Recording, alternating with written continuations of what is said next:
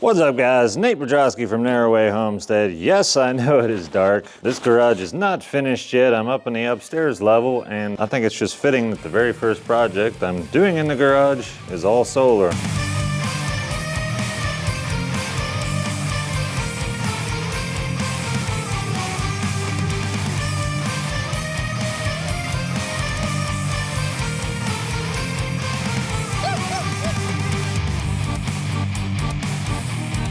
I've got stuff strung out everywhere. This is for a system that's not even here, but what I'm trying to do is just go through all my supplies and see what wires I need. Been doing some calculating. I've got a brand new TriStar MPPT charge controller here. This one has a display. This is actually the same controller I use in my main solar, but I'm setting this up for a 12-volt system, so I'm just going over all the directions, checking out what setting to put all the switches at, and I'm just trying to prepare as much in advance before I go over there and set up the solar, and I'll be bringing you guys along for the whole project. All right, got my connections in here. Now I just got to figure out what's left to do. This will be hot from the array.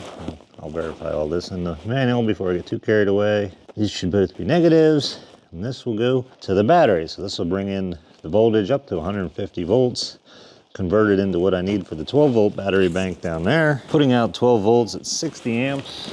I should be able to, if I keep the run short, minimize voltage loss. I should be able to use a 10 gauge. However, what is this? I've got a really short piece and I don't have to go. I'm going to mount this as close to the battery bank as possible. And since I have this short stuff, I'm just going to use, what is this stuff, 4? 4, it says 4. I'm just going to use my 4 gauge wires. I got on my ends. I have so many things. Well, I should have enough battery cables left over from another project that I don't need to make up any more of those. This isn't even, I don't even know what this is. This is some kind of old household wire I tore out eons ago. Cobbling stuff together. I actually got pretty much all the right stuff I need. I just want to make sure that when I get down there, I have everything as set up as possible. I'll probably just pre-wire all this stuff together so I don't have to come back here to come get something. But yeah, I'm going to show you guys a small solar power system. Very, very simple. It's actually all 12 volt. There is no inverter in this system at all. Everything running off of it is 12 volts. I didn't film any of the solar panel install. Did that the other day with a guy, and that was quite interesting. The roof was slippery. It's just surrounded by mud. It's in trees. It's just going to be interesting.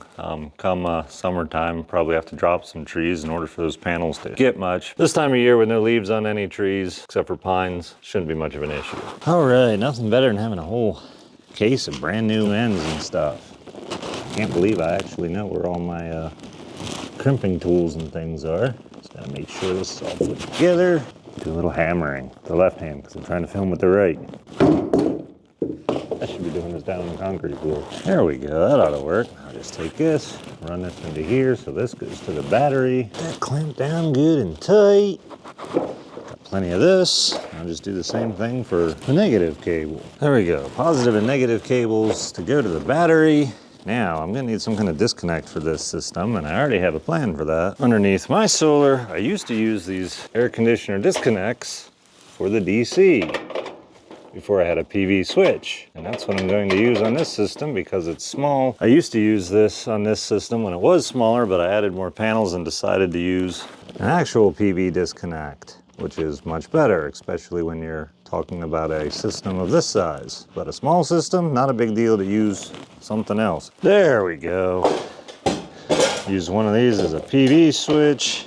Probably use some of that excess cable in here. But it's getting dark and I've got other projects and things to be doing, which is one of the entire reasons I have this whole upstairs of the garage, because I can have a project, just have it sit here. I can pick up right where I left off and I don't have other projects in the way or anything, which has been it's been a serious issue. Get into a project and then leave it and then come back 2 days later and find out I stacked 3 or 4 other projects on top of it. Now I have the space to actually have a project out of the way. It's up the stairs. I shouldn't be walking up here causing all kinds of chaos, and I can pick this up in a few days. But you guys won't have to wait that long because that time is now. All right guys, I'm here with Will Survives and I finally have all my stuff gathered up. Things are are somewhat pre-wired, and we're going to do the upgrading. This system is literally running off of one car battery, and it's just not enough power. This is a 12-volt only system. It needs more solar connected to it, which the panels have already been installed, and it needs more capacity, more storage capacity. So I've got these Crown Deep Cycle batteries, 4 of them. It should be overkill for this system. I got cables. This charge controller is part of the what I have now. It's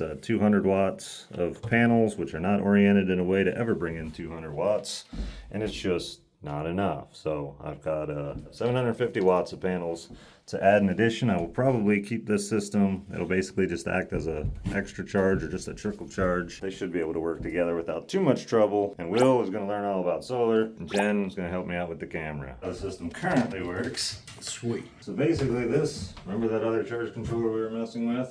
This is the charge controller for here. Very, very simple. Yes, it looks like. This is just what I call a standard charge controller. I think it's 3 letters. I don't remember what they call it. This basically can only output, how do I want to say it? You can run a bunch of different panel sizes to it. You gotta be careful not to like fry it. This is a 12-volt charge controller, and the solar that's on the roof is going to put out 120 volts. If this would be able to handle it, and I put 120 volts to this, it would only be able to put out 12 volts of that, which means I'm losing a lot. This charge controller is an MPPT charge controller. I still need 12 volts. That excess voltage, it converts it down to 12 volts. And by doing that, all the actual amp hours, or watt hours, however you want to say it, will actually put it, so I'm actually being way more efficient. And I can use all of that at a higher voltage and drop it down. And 12 volt panel is very expensive. Sounds like it's way more efficient. Yeah, so I can use bigger panels. There's a lot of advantages to using larger ones, but that's part of why we're doing this. All I understand is more efficient. I don't understand any of the rest of it. That's about where I was at too. He gets numbers and words going in there and I get all confused. I try hard not to, but it's hard. Alright, so basically I'm going to keep this whole system, and the other thing we're doing, very tiny car battery, not designed for dropping below, say, 90% ever. Vehicle batteries, you don't want them to go, so you want to get a deep cycle or something that's designed to draw down further. Golf cart batteries, or in this case, I don't even know what these are for. They look big. Honestly, but yeah, they're huge. They're huge. The other thing you want to do is for heat dissipation, because they can get warm, you want to space them an inch apart. So I'm going to space them an inch apart. Okay. And we'll do a bunch of stuff. We'll start connecting it all together. If you want to get smarter, you start cleaning all the dirt off these cables, just the ends. I love being smart. So we're making them an inch apart. Inch apart. All right. And Will's cleaning off the ends of the cables so we get a good electrical connection. Oh yeah.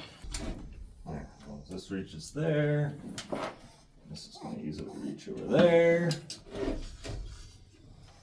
I got a plan.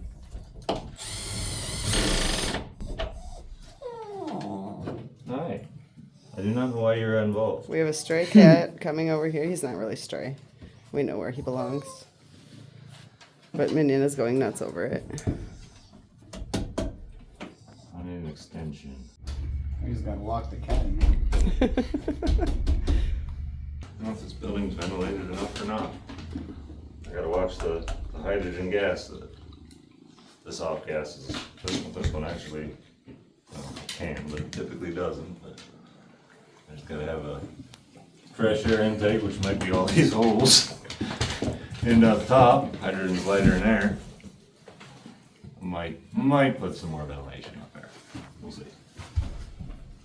We will see. So I think this battery's dead. No longer providing light. It would be in series, and then 2 series need to parallel together. So I have to actually think of this as one battery and think of this as another battery. But I'm probably just gonna wire them up just like that and figure out. Usually I have all this stuff thought through, and now I'm just like, I know how to do this. YouTube, remember all this stuff for when I'm putting my thingamajiggy together? Yeah. And you can help me out. Except for I didn't get any of his explanation on video. The red to red and this and that and all the numbers. Yeah, I didn't catch any of that. I need a socket that fits this. Essentially what he was saying to Will was if he was to hook these 4 batteries up the way that has his batteries hooked up at the big solar system, this would have too many volts, right? Is that what you were saying? Yep. It would be 24 volts, and they're looking for 12. So he was figuring out how he needed to configure these 4 batteries to stick with 12 volts and not go over. Right. And I missed all of that on camera. You got it, you got it, you got it. I was paying attention, guys. I have one of those. I hope I even have like the right cables I need and stuff. So crazy. Sweet. That should do it. Now I need to ratchet the kids. Yes, you do. But it doesn't fit that.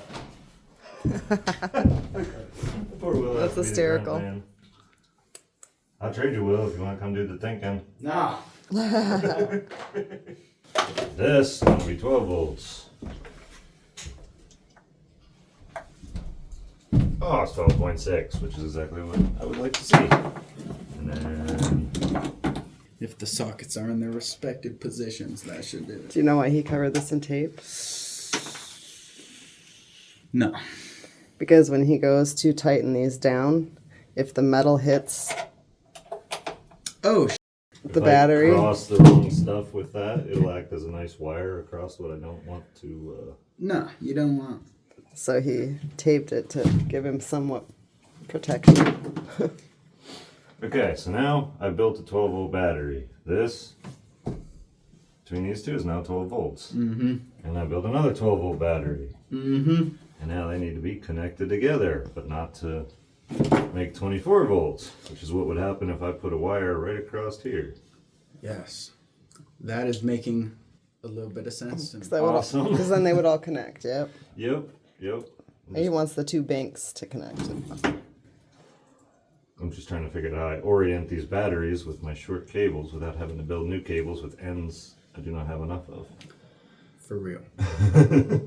So essentially this positive needs to connect to this positive. You need a longer So I thing. can take this and shift this here, and this negative needs to connect to this negative. I only have one. So then cable. you're connecting the 2 banks. Do you have another longer one at the house? No. I use it in the main system. Where's Minion? Not in the house. I hear him whining. I thought you locked him up. No, he's getting locked up now. I told him he'd get locked Get up. up in there, dude.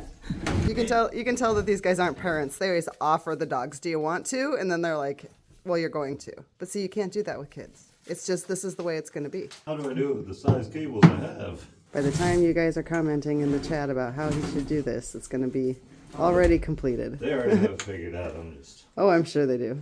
positive to positive, but my negative to negative's way too far. Might not be possible to do. This doesn't really change it. And you guys say you don't like puzzles. There's got to be a reason for the It's puzzle. a total brain puzzle. I want your positives way too far apart. That's a lot of spinning of batteries. I was going to say now you have to totally reconfigure your 2 packs. Yeah. This is what I do all day. Wonder these 2 negatives. I don't have 2 positives here. Man, I'm afraid I just can't do it, no matter how I reconfigure it. You need different wires. Pull the red off of here, and then this battery, which is one battery, you want to pull the negative off of here.